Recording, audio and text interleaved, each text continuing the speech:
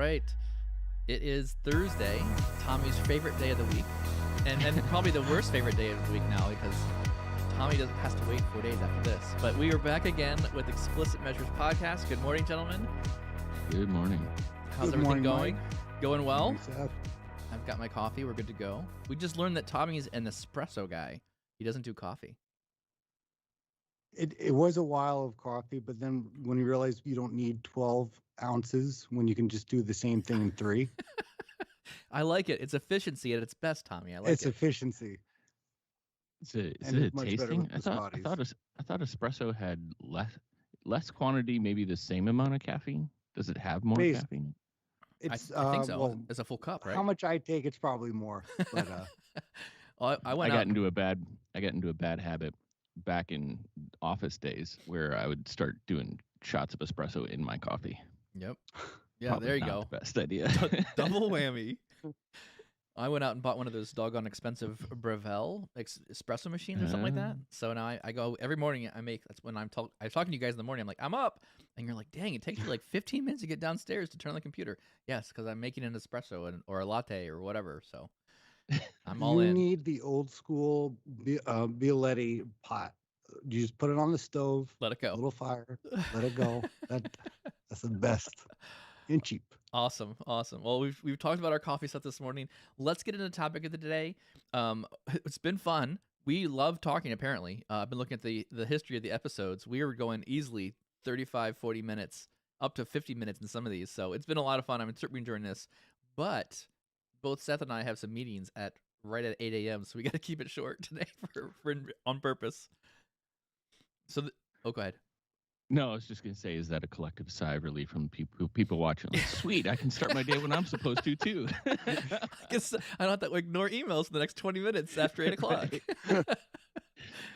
Well, we were talking about how we like the podcast, and we thought this is kind of fun. It's been interesting. We want people to listen to this on their commute into work, but there's like literally no commute into work now, so people are just gonna have to listen to it while they work. Hopefully, it doesn't distract them too much. Anywho, topic for today, we're talking about apps and sharing of Power BI reports. So I think this is a topic that we're going to hit actually multiple times actually, because I think the service, PowerBI.com, the service is huge about sharing. There's a ton of topics and conversation around how do you share, where do you build reports, where do you put all the stuff.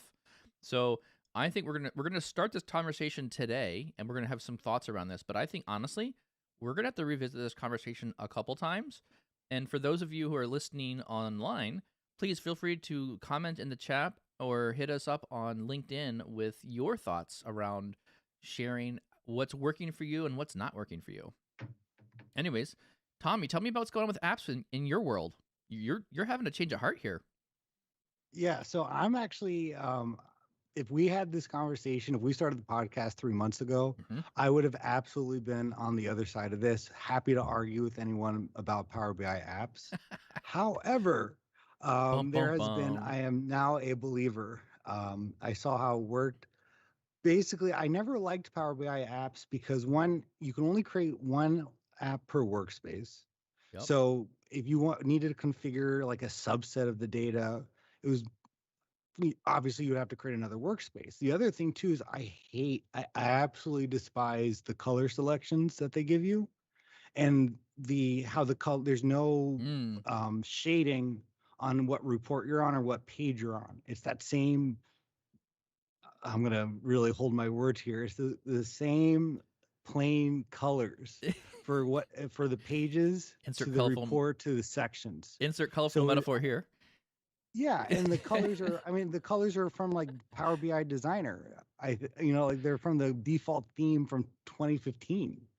I'm amazed that they don't give you an option for logos, and I'm amazed they don't give you more customization for the app. The navigation, when they updated that was huge. Yeah. But I just didn't like that way because one, I was really about security, but the change of hearts really happened because we have a lot of content in our organization, and some of it's hard to discover because if you're not doing Power BI apps, then okay, what's the alternative? Oh, that's a good point. Yeah, I didn't think about this so aspect. So what we've done, or for years, is We launch a report. We ask the stakeholder who needs access to it. If it could be, a distribution group or individual people, and then we go to the report. That link individually. We share it. Share report individual users. Mhm. If a new user, they have to request access to that individual report, and that's how we've done it, and it's been fine. But again, there's all these other reports out there that Mm. are not necessarily sensitive, Yeah. or like, but just it's hard to discover. You can create a lexicon, you can do other ways to kind of promote your reports, but the apps have allowed people to better navigate their reports. So this is the point I want to make, and this is going to be my side of the boxing ring, so to speak. Power BI apps is at this time the best way to distribute and share content in an organization when you're dealing with Whoa. a good amount of content Bold that's, statement. let's say, not sensitive or with high security. Yep. What you get, one, so I talked a lot. I know we don't have a lot of time, but that's where I'm going to start. And it's the best alternative to distribute bulk or content on a large scale to users. I like it. So that's where I'm going to. Well, I've also struggled with this as well. I think this has been something that there are so many. This is one of these. There are so many different ways to share things, and I think there's a progression of naturally discovering some of this, and there's what you're doing, Tommy, which is a very intentional look at sharing. Right, you're kind of starting at hey, I want to make sure that we're sharing the right way, we're doing the correct things, and you're kind of really intentionally thinking of it. Some of the other ways that I'm aware of that you can share is I can publish a report to my workspace, and I can share a report from my workspace. I can share a dashboard from the dashboard piece perspective, and then I can share the report directly by clicking on the report and sharing it. And then some other methods that I've seen people using is I share the workspace, so everything in the workspace becomes available to people. So I think in your scenario, I think apps solves a good. There's some all these ways have their advantages, but I think there are also some strong downsides to these other sharing methods.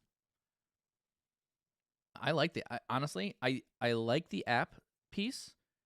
Where I think I'm struggling right now is now with all these embedded places we can put things. So thinking about like SharePoint and thinking about actually now in Teams, where you can share reports directly in Teams. I think those are going to change how I think about how we distribute and share reports a little bit more. I'd be curious your thoughts on sharing stuff, Seth. You mentioned there's some good things I want to touch base. Are you guys saying it's not the best way to share a PBIX file? Like that's not. No. Email it. Just build it and email it. I will say, in the context of this conversation, for people new to Power BI, no, you don't share the PBIX files, and that's not how you share content with other people, because that's your the guts of everything you have, along with the size. Unless you're cheap. Unless you're cheap and you want, right. and you don't want to pay for PowerBI.com. So in the other part of Power BI, the service, right, is the context of this conversation. I guess there's some interesting points, right? I'm really excited about like apps and the integration between apps and teams, because the discoverability for organizations that have a lot of Teams usage, like mine, right? Like getting reports where people are all the time is something I think that is a win, right? So you're taking them out of an application, to a different one that they're constantly chatting in, but that would be their check for reporting rather than going to the service. I guess I've had a love-hate with apps, for the reasons that Tommy, you said. I guess why the question I have to you would be why is an app better for discovery than the current setup with shared with me, where I see I can, if I have well-named workspaces, right, finance, marketing, sales, sales executives, etc., like that is a discoverable component within the reports that I see and shared with me. Like what makes apps a better experience as far as showcasing what the content to the end users? That's actually a really great question. And I think one of the things that also converted me too, because yes, can you discover everything you have access to without Power BI apps? Of course you can. However, that experience is pretty poor for someone who may not be very familiar with Power BI in the first place, or experience with using reports. So now what happens is, let's say you have access to 50 reports, Mm-hmm. right? Maybe that's a lot. Let's say 20. When you're going to the shared with me and you're going through that whole list, you can sort it by the owner, which is the workspace. The name of the report does not help very much in terms of Mm-hmm. one, what is this report about? And then two, if you click on the report, in order to go back to where you were discovering content, you have to sort again. You have to scroll back to where you were, which again, if you have a long list of reports that are shared with you, Yeah.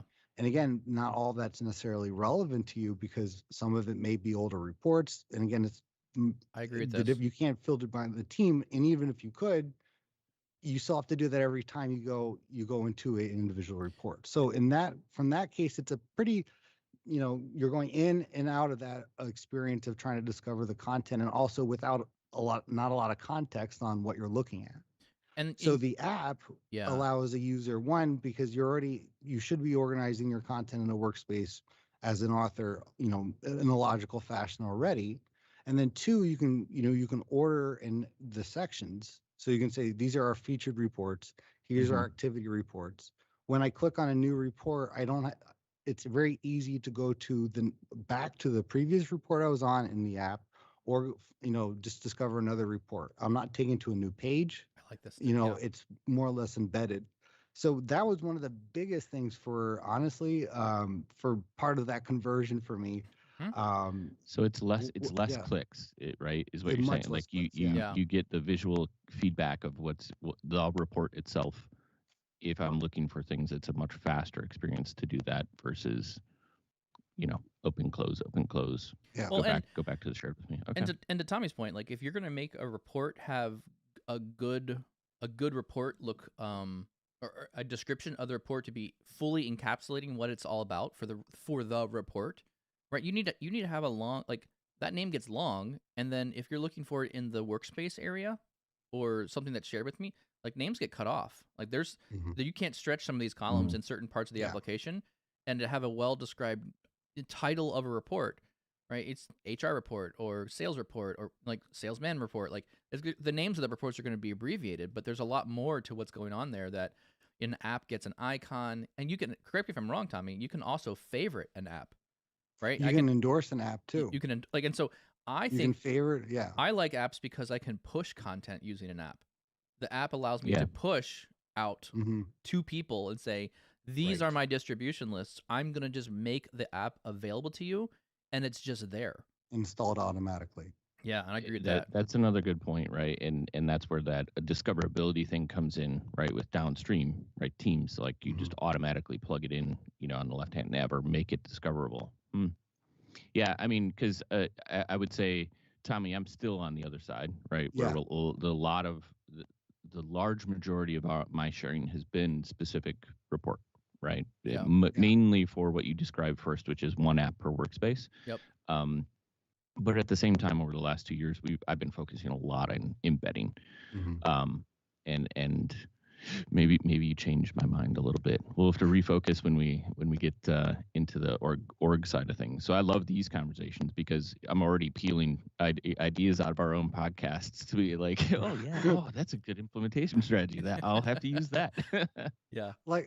I think, like we've said, at the very least, this podcast is making the three of us better at what we do. No, but I mean, I do an experiment today. Go through shared with me in your own Power BI service. Click on every fifth report, and then try to go through all your entire list. And it's one, you're not sure what you're clicking on, and again, two, you're out of that experience.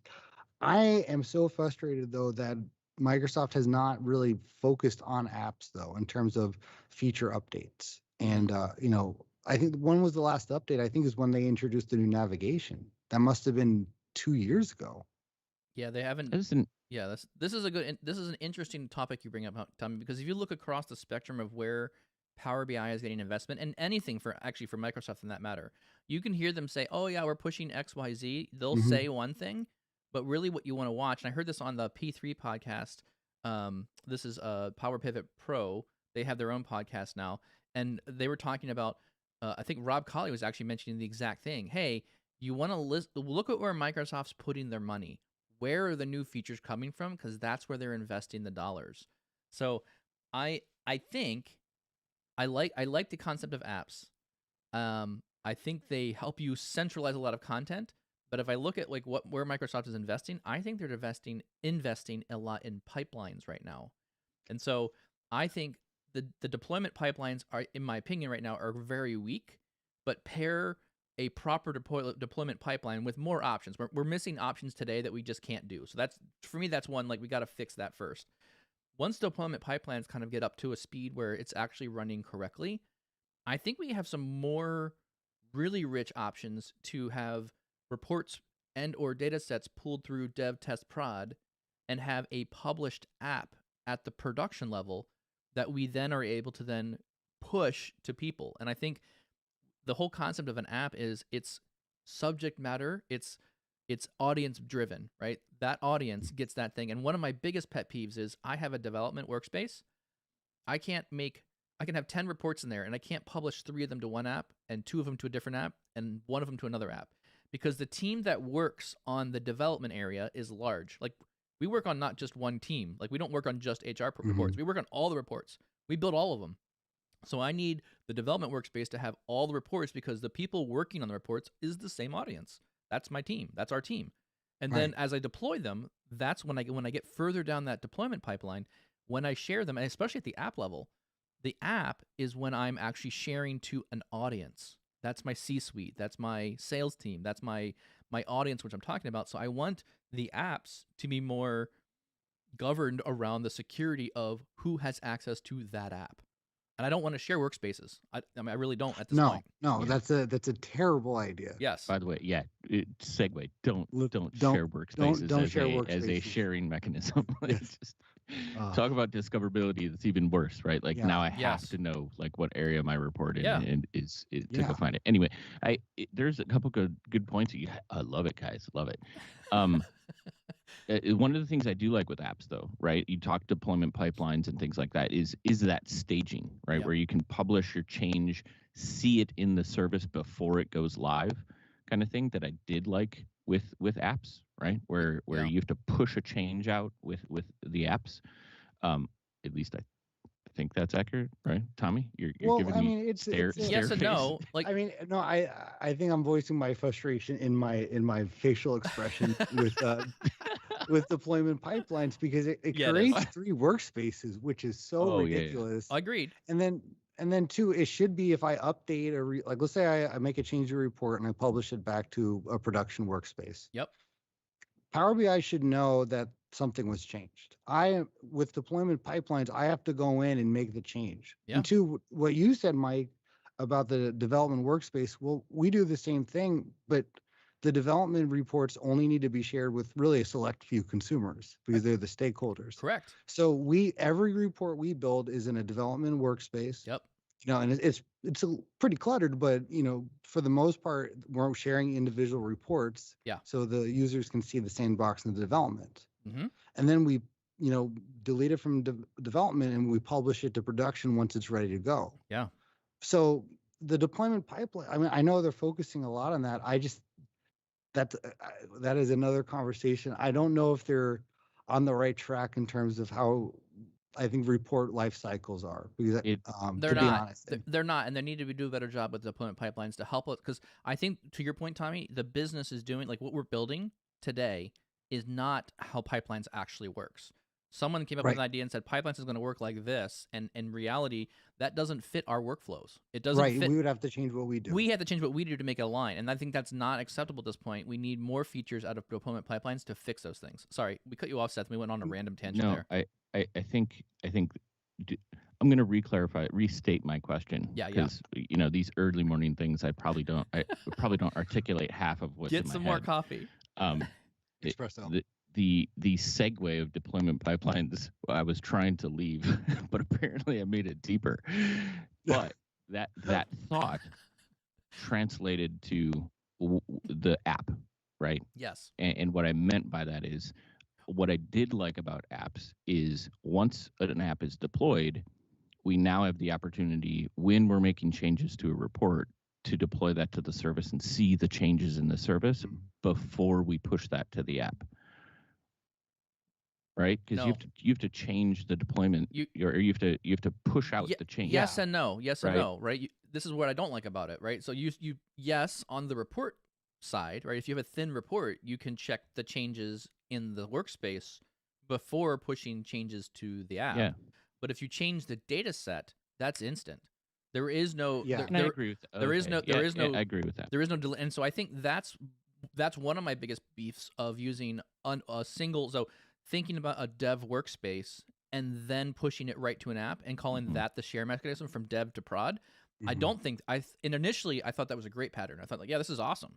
But as soon as you add or change a measure at the dev level, at the workspace level, you've automatically manipulated the app, and it could potentially break your app with data. So I think that's why I do like, Tommy, to your point, you're like, I don't know why there's different workspaces. I don't know why I went deeper in my voice from that. I was trying to But I think that's why, Tommy, I do like what you're doing there. I'm like, hey, there's at least a dev space, right? We got to be able to put a data set in the dev environment, because we got to be able to break stuff. We got to be able to change things so it's entirely different. The problem here is I need to deploy both the data set and the report at the same time in order to get it into production and get it into that next thing, right? And there's no automation for this. I can't schedule, like I can't auto pick up a thing. I can't there's no APIs for this at this point. Right.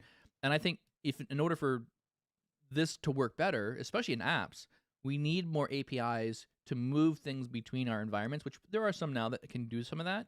But I think there needs to be more automation, and I need all that stuff available to me in Power Automate. So I can make like a Power App or something that helps me orchestrate these simple tasks as we decide. Like, I want to schedule a deployment, right? Everything looks good. QA checks out. Let's do the deployment of the report like at 11 p.m. And I don't want to be there. I just want it to work. I want to hit the button. I want to know that it's going to do its things, and it'll work for me. I don't think it matters. Oh, go ahead. No, if you're going to address Mike's point, go ahead, because I'm going to spin one other question at you.